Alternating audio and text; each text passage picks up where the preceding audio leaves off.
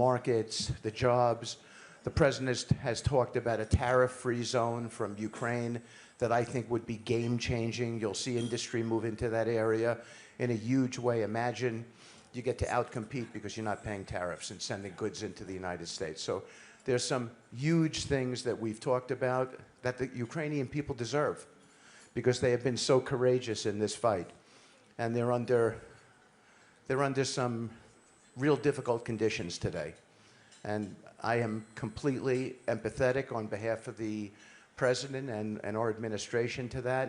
And that's part of why we're going to Moscow, to have that discussion about how we end this thing and how we make it better for your people. So with that, I'll turn it back to the panel, and I'll thank you for allowing me to be here today and make some remarks. And I want you to know that this is the most important endeavor that Jared and I have. We are tasked with doing everything possible to get this solved, and with the president's indomitable spirit and President Zelensky's indomitable spirit, because I'm pretty sure that he feels as President Trump does, this is time to end this. I think we're going to get it done. So thank you. Thank you.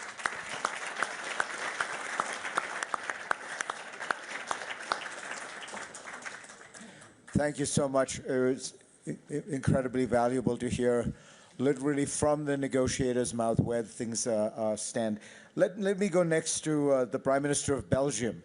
One of the ways that Europe can demonstrate that it is serious about confronting the challenge from Russia would be, it would seem to me, confiscating Russian sovereign assets. This is an easy demonstration of European will. It does set a precedent, there's no question, and it feels to me that the precedent it sets is if you ruthlessly and aggressively invade your neighbor, violate international law, and commit war crimes, your money is now not safe. Why is that not happening?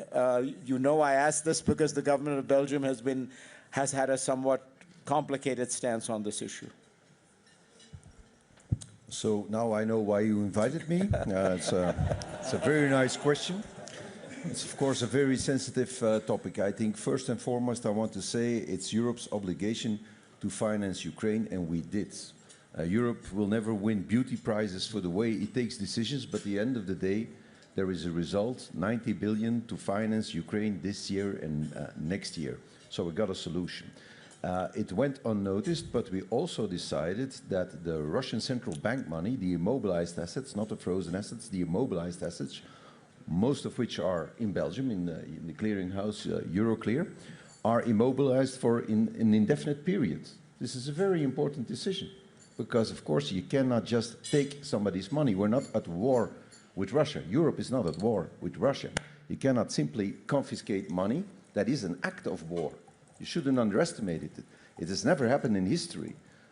Immobilized money, even during the Second World War, was never confiscated. It would be the very first time that that would happen in history, and that would have grave consequences for Europe, for the belief, the trust in the financial system, for the Eurozone. It is not to be underestimated. There's no such thing as free money. Anything that sounds simple in reality is very complicated. And it went unnoticed, but we immobilized indefinitely. It is no longer depending on the sanctions that we have to prolong every 6 months. And we all know that not everybody at the European table, Europe is not a country, it's not a superstate with a supreme leader, it is a confederation. Everybody needs to agree. And we all know a difficult truth, some European countries are not so pro-Ukrainian. Some might, at some stage, say we do no longer want to prolong sanctions, and then immediately you have to release those assets. Now, if you take assets, confiscate them, spend them, and at a certain moment in time you have to repay them, then you have a big problem. So I think we took a very good decision. The financing of Ukraine is there, and the assets will be immobilized until the end of the war, which means that, as it always went in history, when there will be a peace deal, the assets will be on the table. And let me be very clear about that. At that moment, if I have my way and I have a say in this, every penny of that money will be used for the repayment and the reconstruction of Ukraine. I would be very sad to see €1 return to Moscow.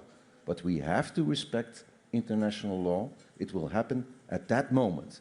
And between that moment and now, Europe will finance the war in Ukraine, as we should do, because they are fighting for us. Well, that's a very reassuring statement. Zani, do you have a... It is a very reassuring statement, but it does, I think your frankness, Prime Minister, in saying not all members of the European Union, you said some are not so pro-Ukraine. And I think it is important to take that realism in the next question, which I'm going to pose to the Prime Minister of Croatia, because I would like to ask you, over the next few years, to get to this goal that you have all committed to, that Ukraine should be part of the European Union, what are you going to do? First of all, how does the EU need to change? And what are you going to do to be credible to everybody in this room that this really is a goal that is imminent and not a goal that is decades hence? Because the European Union does have a history of talking about membership and then taking decades to get there. Well, first of all, thanks to Victor for another invitation for the Ukrainian breakfast, and on behalf of Croatian government and someone who has been here for years, Croatia certainly belongs to the group of countries which is very clearly pro-Ukrainian in terms of solidarity and support all along, stemming from our own experience, because Croatia, due to the greater Serbian aggression in the beginning of the 90s, had at one point also 27% of its territory occupied. Ukraine today has around 19.5%, and that is the result of the aggression that is actually long now for more than 12 years.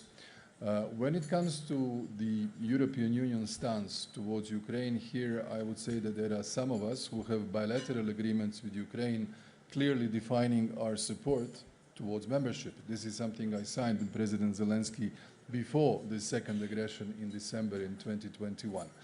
I think that Dick has said something which is very important.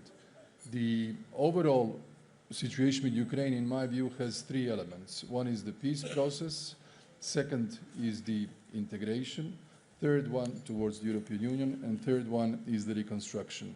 Of course, the conditio sine qua non is to stop the Russian aggression against Ukraine, which actually at the moment we don't see stopping, because of the continuous drafting of the new soldiers on the Russian side. Basically, if they lose 1,000 people a day, there are 1,000 new conscripts coming and being prepared for the Ukrainian front. Unfortunately, everything that Alex has said in respect to the effects of the restrictive measures and sanctions and the weakening of the Russian economy and the inflationary pressures and everything that is supposed to have an effect has not translated into a political change in Russia. This is the key problem. And I think Ukraine is, of course, aware, all of us who are there are aware. In other circumstances, maybe you would have had a grassroots movement, civil society, media, independent institutions, opposition. Over there, we don't see it. Unfortunately, we are observing very closely, but we don't see it, and we do not really see that this will change. This is important. So on the EU side, there is one element which all our Ukrainian friends should be aware. The approach to the enlargement so far was based on the so-called merit-based approach of every country that aspires to be a member, which means there are criteria, process. When the process is fulfilled, everybody agrees with the Commission's assessment in the Council, and then the process can be completed. What we see now are the signals of the different approach. And that approach is geopolitical. And that is, in my view, the only real chance that speedier integration of Ukraine to the European Union will happen. But it will not happen without two critical debates. The famous fourth Copenhagen criteria, I mean the Copenhagen of 1993, which is the so-called absorption capacity of the European Union. And the absorption capacity in terms of Ukrainian membership means impact on budget, impact on key policies such as agriculture, cohesion, and most of all, the decision-making process. This will have to be combined in a way so that we deliver. That's why I'm not surprised that the Netherlands, who has always been, I would say, the watchdog of the proper enlargement, is a little bit more reserved than those countries who have, we are friends and I can say it, and Mark was exactly the same as you are, so it's not the change. I think the Ukraine has to be aware of this. So one thing is the political aspiration. The other thing is actual consensus on the date and its implications. So I think we are at a good position today, but before that, the key thing is to end the war. What I would advise, and I said this to President Zelensky, all the peace agreements and documents, they have two aspects. One is the moment in the context when they are signed, the pressure, the time, the sort of exhaustion of the difficulties that you are in, and their historical consequences 5, 10, 20 years later. My advice is never to leave an ink of a pen on the paper that would de jure give up Ukrainian territory. I think this is critically important for the whole legacy of this generation of Ukrainians, everything they have done so far, not only for the Ukrainian interest, but also as a clear precedent for the stability of international system and the international law, international relations in the future. This is something that we should not forget in trying to help Ukraine to attain the peace and prosperity, of course, which we shall support, and we as a country have supported them in every possible way that we could. Let me move to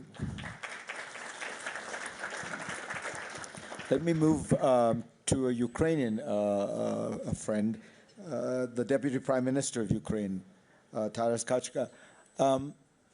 One of the challenges that Ukraine faces in meeting these conditions for Europe is the perception that Ukraine still remains a very, to be honest, bureaucratic and corrupt country. In fact, there has been a recent corruption scandal that engulfed Ukraine, required the resignation of key members of the government. What do you think Ukraine can do that will assure Europe and the international community that it is actually engaging in the kind of deep structural reforms, almost a reconstruction of its government, that would be required to genuinely qualify for European Union membership? Thank you for this question that addressed to the most bureaucratic-looking member of Ukrainian cabinet. You are not, by far. I think that first you see that how the project of bringing prosperity to Ukraine is complex, since we need 7+ speakers to explain all dimensions. And so I will concentrate on your questions, but I agree with majority of what was said, and I think that it's important to understand where we are, not only on what we need to do, but where we are in our position, so that all our partners want predictability, trust, rule of law. We also want predictability in security guarantee, in financial support, and predictability in accession to the EU. So we need to agree that we are in consent with merit-based approach to EU accession, but we want your commitment to accept us by certain date, so that it will not happen somewhere in uncertainty. And if we are talking about complex figures, we need to find a solution how to bring Ukraine to the EU and provide free tariffs for certain territories to export to the United States, however complex it is in EU trade law. Yeah. But let's talk about rule of law and corruption, where I think that we need to be conscious that we are in the, let's say, final and the most complex stage of structural transformation that lasted since 2015 or 2014. So we, thanks to the current parliament and MPs, we have independent and very functional anti-corruption framework. And the figures for last year, so that just like, I will quote as a bureaucrat, yeah, so that's, so NABU has started 737 cases last year. So it has special anti-corruption prosecution made 124 indictments against 280 persons in Ukraine. And courts issued 93 sentences against 130 persons. So it is there. And in my opinion, since I actually presented the resignation of these two ministers in parliament, is that every discovered case in Ukraine is a win, because we are getting cleaner. And yes, indeed, we still have some, let's say, echoes of the July events. Yeah, so indeed it was a mistake, and we all made a lot of mistakes. For example, we non-providing to Ukraine Taurus or Tomahawks. But we fixed our mistake. And the question whether other mistakes are fixed. We still have a lot of indecisiveness among our partners. And that's why we really committed to do the things, and we highlighted this in papers on prosperity, that we committed to all reforms within the EU accession. We are saying that we want merit-based accession, and tomorrow I will report to member states on our success and so on. But we need to spend this year not yelling about complexities, not to lecture each other, but to closing all these things, to close the peace deal, to advance on the EU accession, on prosperity things, and next year to celebrate, maybe celebrate accession to the EU, even if it sounds fantastic. Thank you.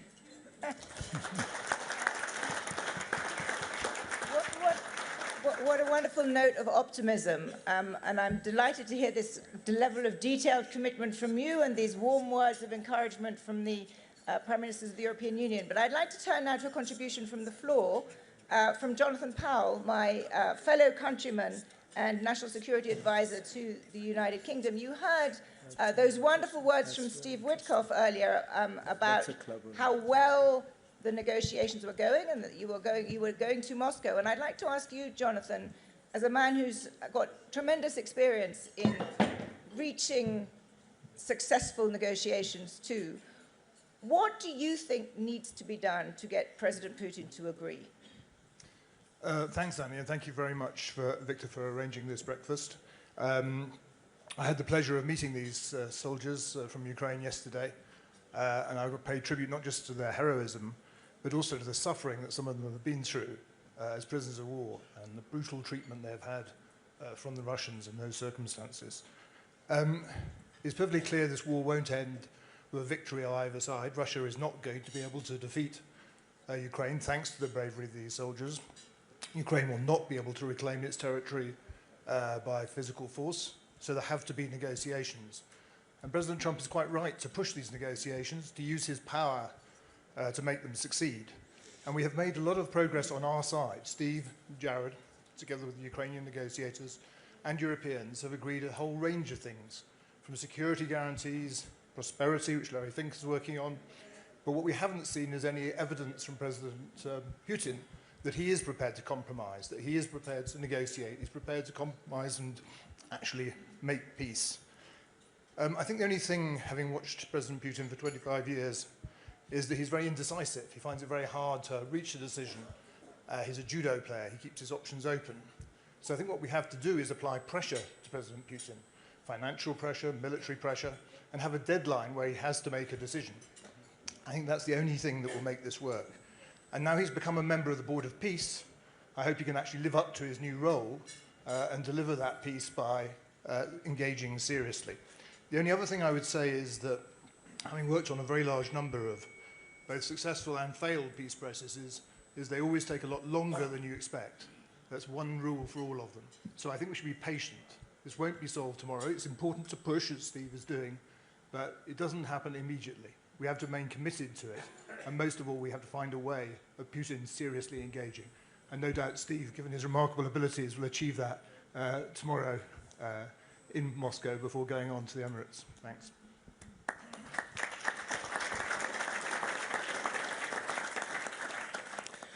Let me call on a private citizen now, Eric Schmidt. About a year into the war, I suggested to Eric that he join me to attend the conference that Victor throws in Ukraine every year, which he has thrown for 20-odd years now, whose purpose is, and this was prescient 20 years ago, to integrate Ukraine into the Western world and to integrate Ukraine into Europe in particular. Eric was delighted to come and became an ardent supporter of Ukraine, but beyond that also found that Ukraine was in some ways the most innovative country in the world in a very critical way. And I want you, Eric, to tell us what you thought then and what you think now of the way Ukraine is fighting this war. Can we get another mic that works, please? Thank you, Fareed. One of the things that I learned about war is that the war competition is tougher than business competition because lives are at stake. And the transformation in Ukraine from a tech-ish country to a tech country at scale has been dramatic. How do you win or hold against a larger opponent, 3 times, 4 times more people, much more weapons, artillery, and so forth? The answer is you innovate. And so as the brutal necessity of the war started, or became, Ukraine developed a sort of a new form of war, right, largely leading with drones. Soon the Russians copied. And so now in the crucible of this horrible, horrible war, which I spent a lot of time in, you're seeing whole new techniques that will be used in the future for national security, for NATO, for the West, and undoubtedly for our enemies as well. I've come to the view that war is actually going to completely reverse, and that the way you do war and the way you do national security will start with robots in the form of drones, air, land, and sea, and so forth. It is my absolute conviction that when this war is over, that Ukraine will become one of the largest suppliers of this new form of war, new form of defense, because the people are really that good. Yeah. And by the way, having spent a lot of time with these people, you cannot imagine the courage of the people at this table. Thank you very much.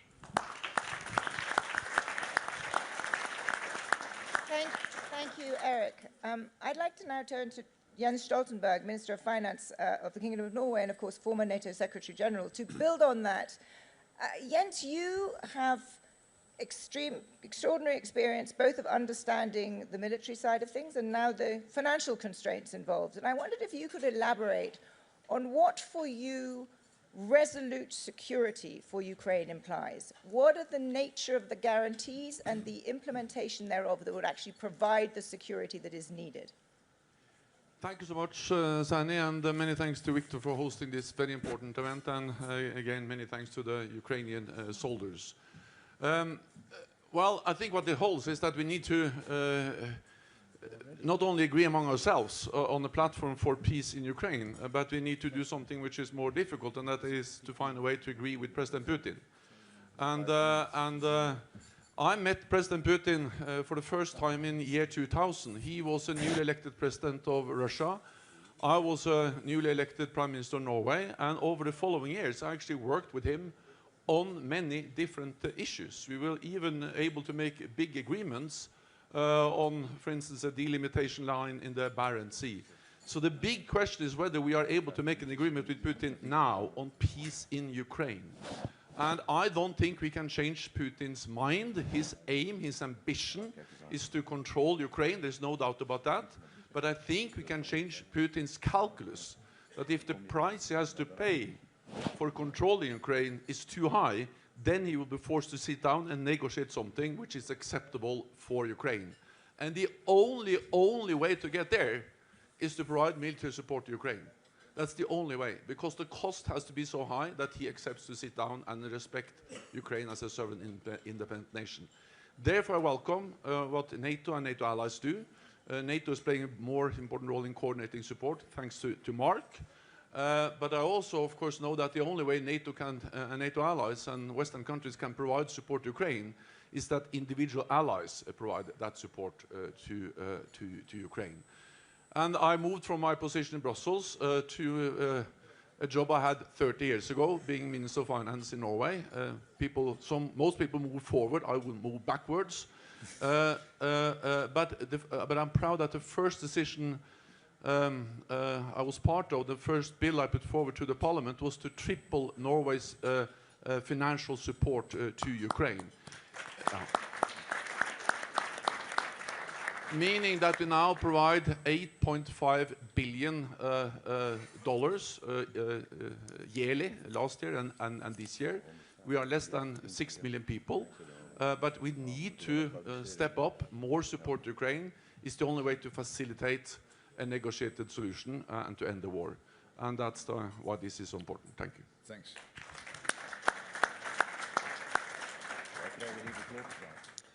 When we talk about support for Ukraine, of course, many people wonder how strong is the American commitment to Ukraine?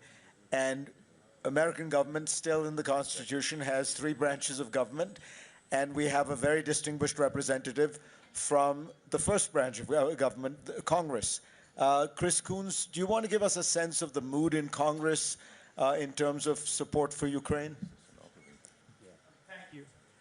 One of the questions I think we should be asking in the United States is, who are these brave soldiers fighting for? Yes, they're fighting for their families, they're fighting for their country, but they're fighting for us. They're fighting for our freedom and our future. This will be defined as a century of freedom when they win.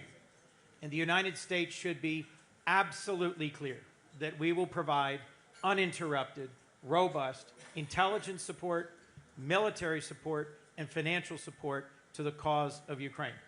I'm here with a bipartisan delegation, Senators Tillis and Murkowski, Senator Graham, who has been furiously texting with me. Don't give him your number if you want to sleep. He is relentless. And I just want to briefly say, many of you know that there is unfinished work in the United States Congress. Next week, we will pass the Defense Appropriations Bill. I'm the senior Democrat on Defense and Intelligence Appropriations. And it will include funding for Ukraine, for U.S. assistance directly to Ukraine, which I believe is an important public signal, hundreds of millions of dollars. But we also need to be prepared to ratify a strong security guarantee.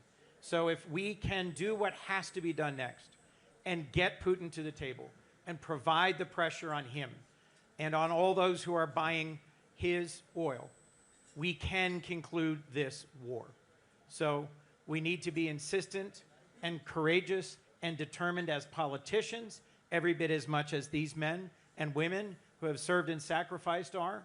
And we must be clear-eyed that the issues discussed, admission to the EU, access to frozen funds, sustained reform within Ukraine, incredible innovation that is transforming the future of conflict, can and should be met, as Steve mentioned, by tariff-free access to the United States markets, and with a persistent and sustained, not just cautious, not just hesitant, but celebratory support of the fight for freedom that these Ukrainians have dedicated their lives and hearts to. Thank you.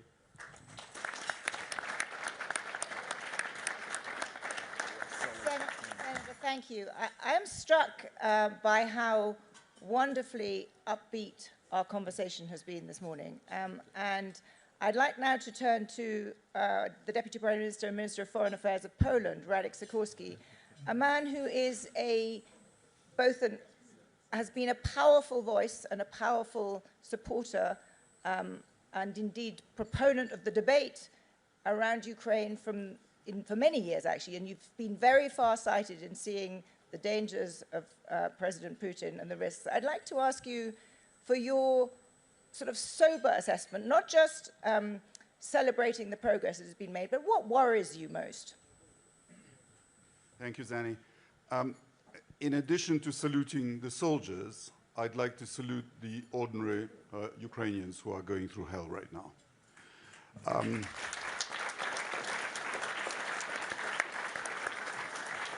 A large proportion of the people of Ukraine live in the type of communist-era housing estates on which I was brought up in communist Poland.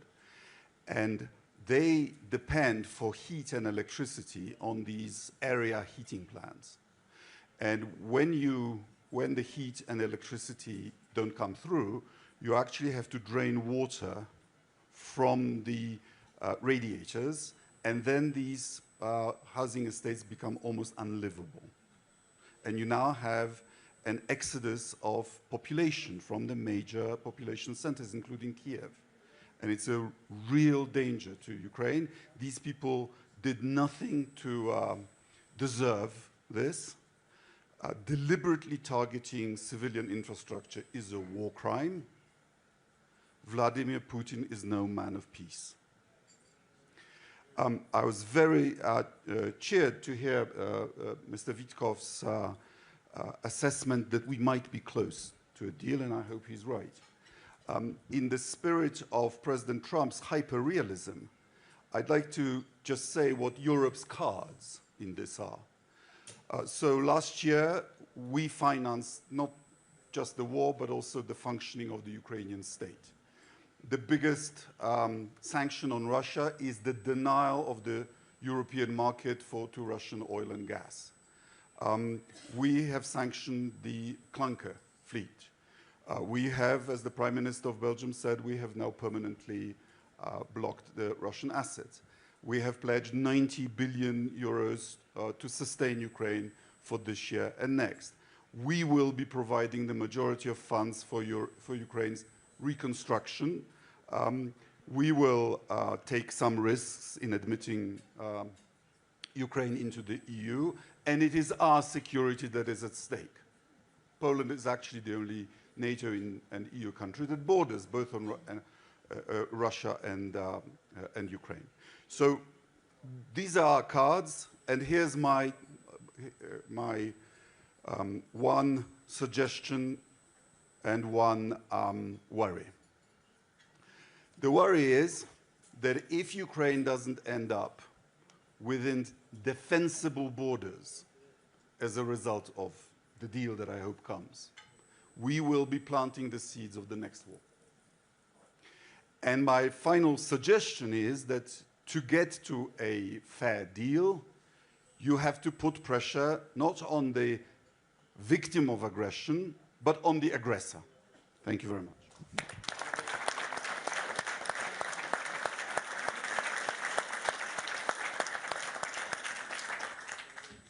We've spoken a lot about the Ukrainian soldiers who are here, heralded their extraordinary courage.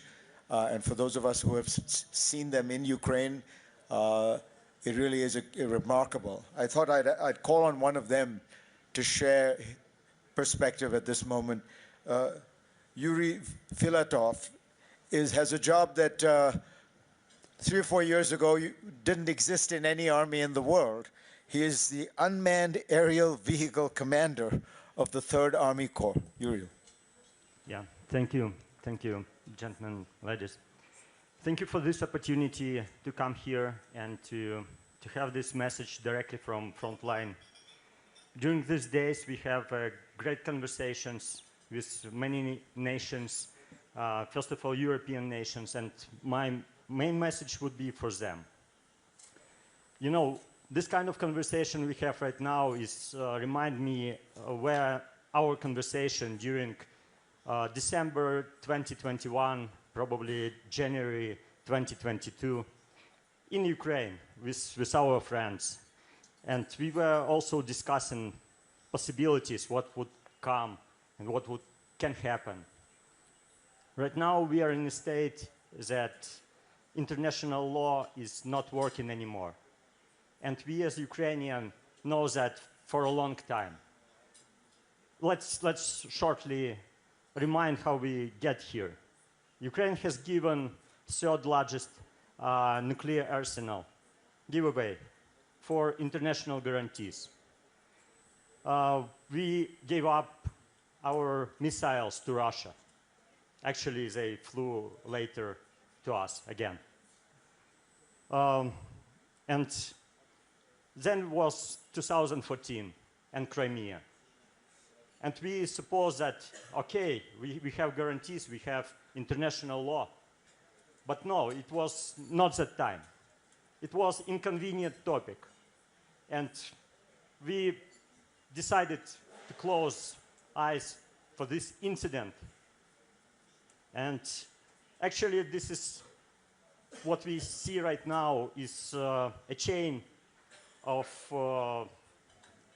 events that are linked all together. When international law doesn't work, then strength becomes the only thing that accountable. And I believe that, you know, when I was staying in line at enlistment military office in 2022, being an IT professional for 20 years, I was very angry for ourselves because we were believing in this.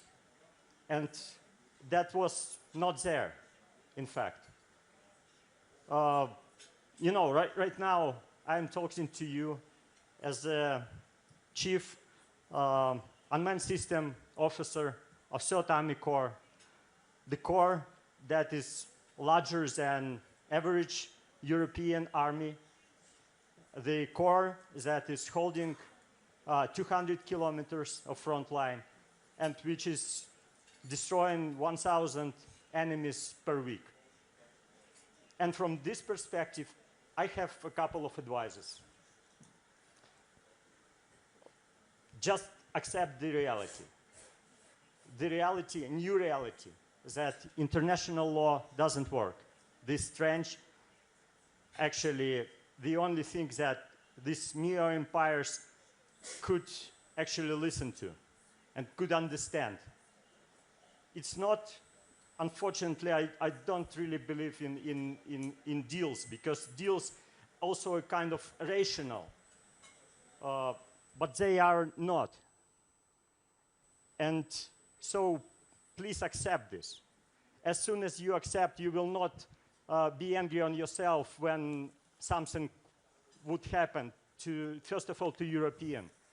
None of individual European armies can withdraw for the army we are holding. We are holding right now 1 million+ army at the border of European Union. We are discussing that acceptance of Ukraine to European Union as it is. In fact, I believe Ukrainian army already a part of European security. We entered by fact the European Union.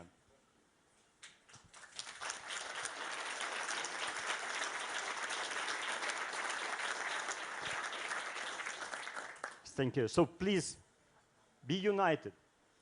United Europe should unite all together, and be strong, because only that matters for Putin's new empire. Thank you.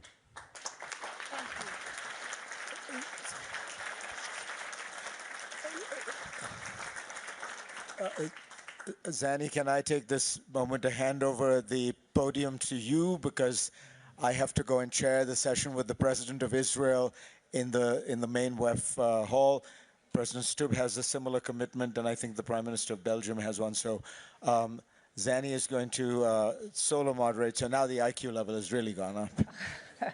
Hardly, but thank you, Fareed. Thank you, President Stubb. Thank you, Prime Minister. Thank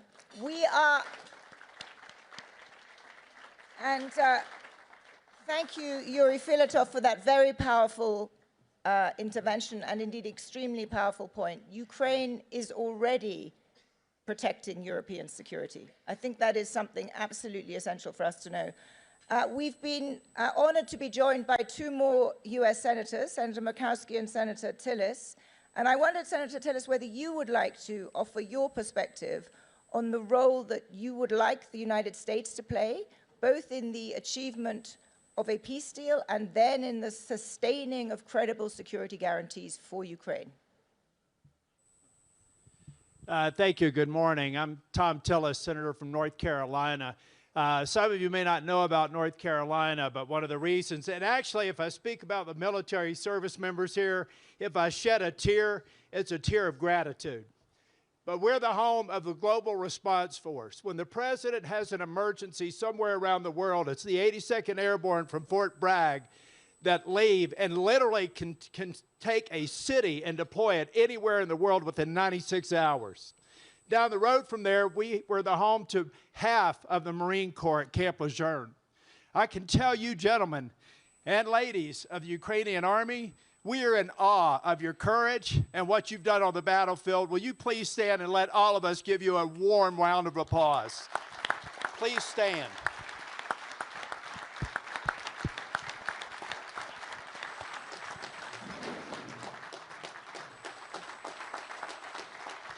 God bless you. God bless your families. And God bless Ukraine. I ran from the other end of Davos to make sure that I could get here, and if I did nothing more, thank you. I was in Kyiv. I was at the Munich Security Conference last year. And then I left there, went to Poland, took the train to Kyiv. And I went out to Bucha. And I think of a number of people in the United States, and many people who are negotiating this peace need to understand what happened there. I live in Charlotte, North Carolina. I live about the same distance from downtown Charlotte as Bucha is from Kyiv.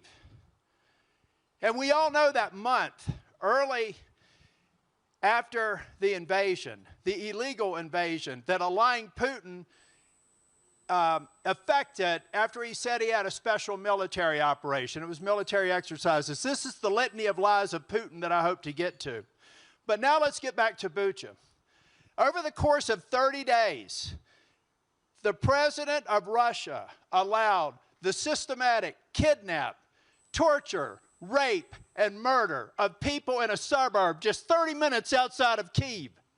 This is what that vicious dictator of Russia perpetrated on the poor, innocent civilians of Bucha. I saw this in Bucha, and I went to the memorial. I saw all those lives, more than 500 lost, at the direct command and knowledge of Vladimir Putin. He has systematically done that throughout all of Ukraine. And you all, in spite of that, in spite of the threat to your families, in spite of the murder that's occurred over this weekend while he pretends to want peace, you've stood strong. And you need to understand that the American people are behind you. And we will be behind you. And as a U.S. Senator, I will do everything I can to bring the Article 1 branch behind you. And there will be no lasting peace unless it's something that's ratified by the Article 1 branch. It can't just be a deal. It can't be something that Vladimir Putin won't honor. It has to be something that has the binding force of a treaty and subject to the Article 1 branch. Otherwise, in my opinion, it's not worth the paper it's written on. Vladimir Putin is a liar. Ukraine stands in the breach. After the Munich Security Conference this year, I'll be traveling to Moldova. Thank God, in spite of Russia's attempts to steal that election, democracy won. And this poor country, which incidentally has North Carolina National Guard stationed there, is still hoping that we succeed in Ukraine so that Putin will not continue his march through Moldova, the West Balkans, and tried to reestablish the Russian Empire. This is unacceptable. And it's as big a threat to the United States as it is to Europe. For anybody who thinks we have a big ocean that protects us, they don't understand history. They don't understand that Xi Jinping is cheering on Vladimir Putin and hoping that the West makes a mistake. But ladies and gentlemen, we have an opportunity to turn the tide. We have an opportunity to end Putin's ambitions. We have an opportunity to free the Russian people ultimately and have them live in a family of democracies. But in the meantime, our family, the family of democracies in NATO, have to stand strong, and the United States has to unequivocally commit to NATO in its current form and build on it. This is the most important treaty organization in the history of the world. It's a reason why we've had the level of peace that we have had over the last 80 years. And if we want to continue that peace, if we want to continue prosperity, and if we want to continue to spread democracy throughout the world, America must lead. And I'm here to help you, and once again, I want to thank you for your courage. I want to thank you for overnight becoming the most powerful army in Europe. I don't know how you do it. But every night I pray for you, and every night I will pray for you until Ukraine is free. Thank you.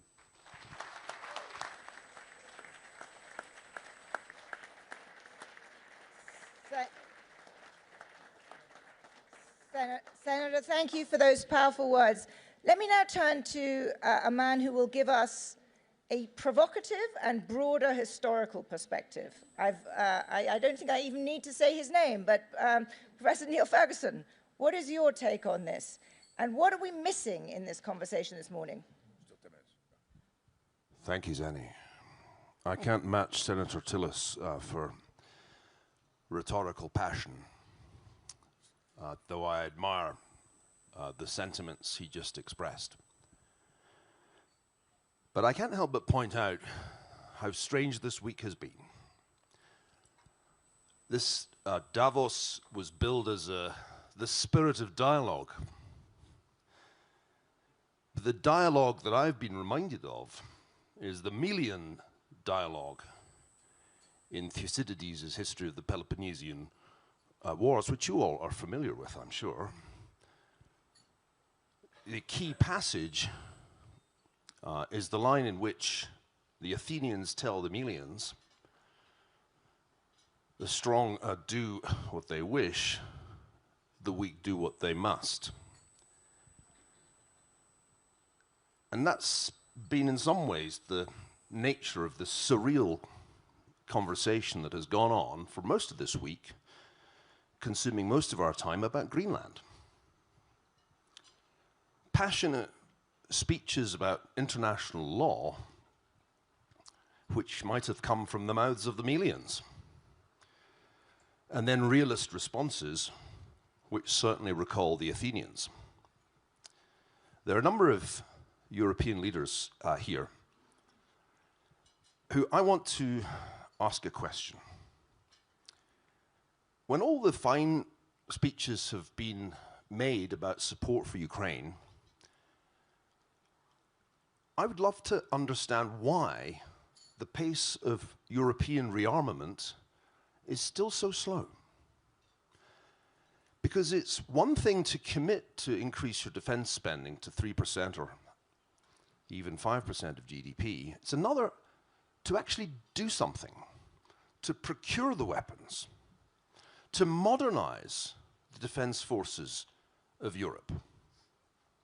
Let me take the example of Denmark. Denmark has very nobly delivered a very large proportion of its arms to Ukraine. I think my friend Moritz Schulrich's Kiel Institute has shown that it's probably delivered one of the largest percentages of its own arms to Ukraine, which is noble. But it's rather Melian if you don't then replace those weapons with new ones and modern ones that meaningfully contribute to Europe's defense capabilities. You are so right, Yuri. Ukraine has become the defense force of the European Union. But where are the defense forces of the real European Union member states?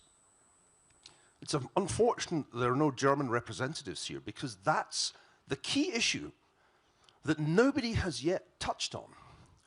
Why is it that despite the fiscal commitments that have been made by the German government, which are of course an enormously important step, the pace of German rearmament is so painfully slow? Eric Schmidt is one of those people who's making a huge effort to scale Ukrainian drone production. Think what a difference it would make if Germany today announced Operation Warp Speed for German rearmament, huge new gigafactories to scale the technology that the Ukrainians have pioneered, so that not just 3 or 4 million drones can be produced, but 10, 15 million drones. Nothing will change Putin's calculus more decisively than a meaningful increase in the pace of European rearmament. Speeches at Davos aren't going to do it, folks, no matter how passionate they are. But real and meaningful German rearmament, and I'll say also European rearmament, that's another matter. So I would urge my European friends, be a little less Melian and a bit more Athenian, and let's send a signal that no Russian dictator will ever, ever be able to misunderstand. Because of your actions, President Putin, you have required, necessitated something that the Germans hoped they would not have to do. And that is a very rapid rearmament, which I hope will lead a general European rearmament.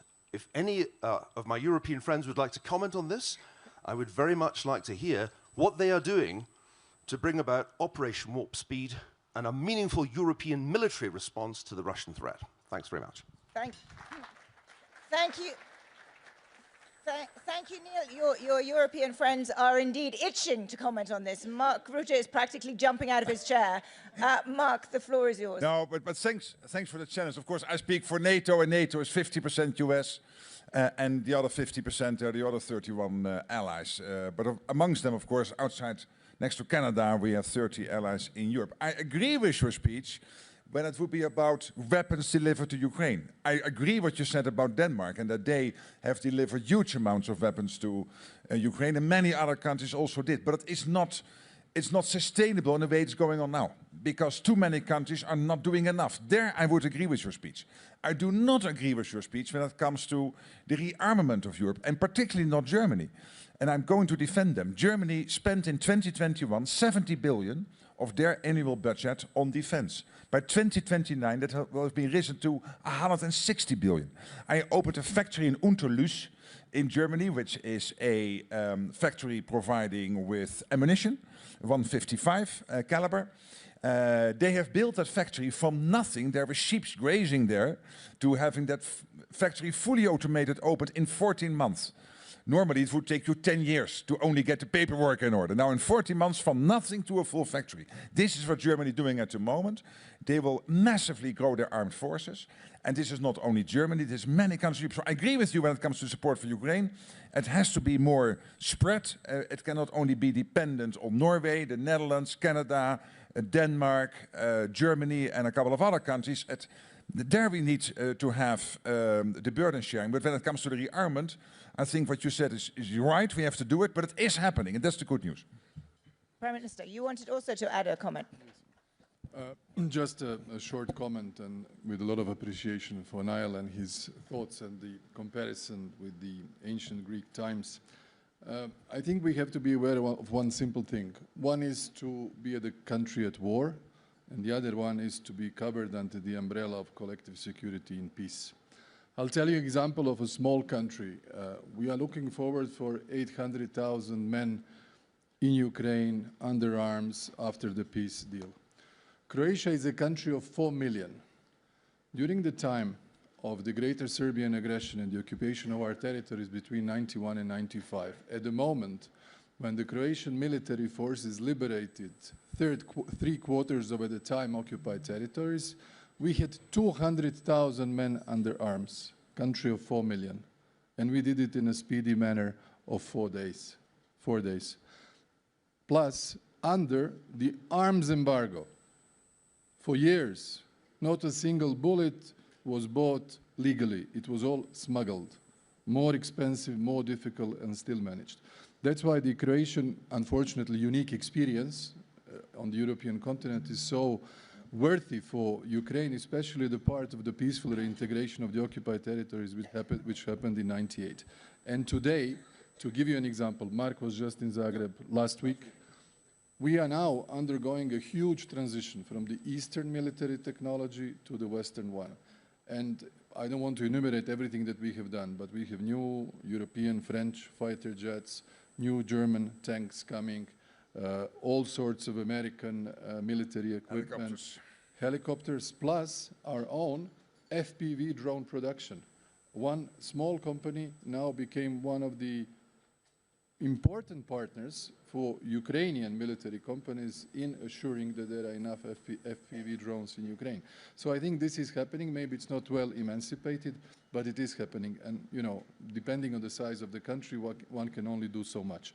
And my final point, we really are fully aware of the suffering of the Ukrainian people. Our electricity companies, together with the Ukrainian electricity companies, we are now providing necessary equipment which was destroyed and is the one that was used in Ukraine before, and we still have it. So we want to help you to go along through this big suffering during the winter, and a lot of respect to the Ukrainian soldiers and gratefulness for everything you have done for your country and for the freedom of Europe. Thank you. I have a very long list of people who would like to speak, but I also see that it is 9 o'clock and you all have other engagements to go to. What I would propose is that I think we should end this breakfast by hearing from one more of the Ukrainian heroes. That is what this is ultimately about. So I'd like, if they're still here, to call on Alexei Anulia. Are you here? And could you give us, to conclude, your assessment of the stakes. What are you fighting for? What are the stakes? What do we all need to leave this breakfast knowing? And Alexei will be speaking in Ukrainian, I think.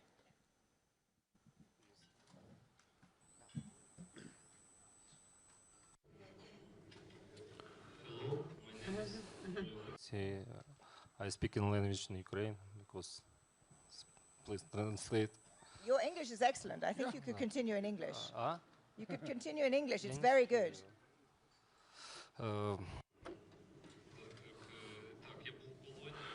I was in captivity, and I can tell you that all abstract ideas disappear there. There's no geopolitics in captivity. There's no any long-term planning in captivity. But it is very clear, a message from Russia in captivity, what is freedom? Freedom is not a word on the slide. It's a possibility to say no despite the torture, act despite the prohibition, the possibility to say truth and not being killed for that. When I came back to Ukraine, I had a clear understanding that the true solution, I had a clear decision that solutions can have the power and force only when there is a real price paid for that. When I saw my mother who became a widow, my children who didn't recognize me, I saw that my brothers and sisters in arms are making an everyday choice to be free without knowing what will come tomorrow.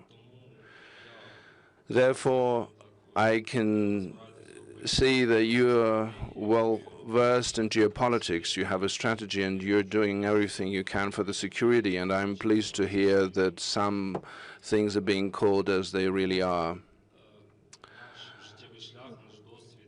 Our path in life, our experience, therefore, is not about the pain.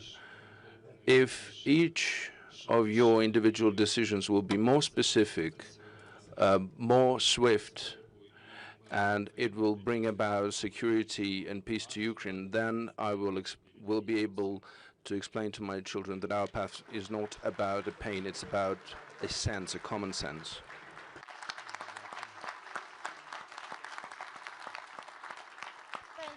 Thank you so much. Those were powerful words with which to end on. Thank you to all of you for being here. Thank you, Victor, for once again bringing us all together. Thank you. Yes.